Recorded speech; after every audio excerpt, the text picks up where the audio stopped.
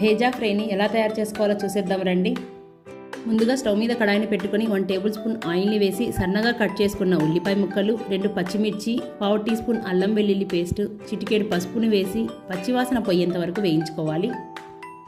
ఇలా పూర్తిగా వేగిన తర్వాత 1/2 టీ స్పూన్ కారం, ధనియాల పొడి, గరం మసాలా, రుచికి సరిపడా ఉప్పు ఇవన్నీ వేసి 1 నిమిషం పాటు వేయించుకున్న తర్వాత ఫ్లేమ్ని మీడియం ఫ్లేమ్లో పెట్టుకొని బ్రెయిన్ని వేసి కదపకుండా 2 నిమిషాలు వేగిన తర్వాత 2 రెమ్మల కరివేపాకును వేసి మరోవైపు టర్న్ చేసుకొని 2 నుంచి 3 నిమిషాలు మగ్గనివ్వండి.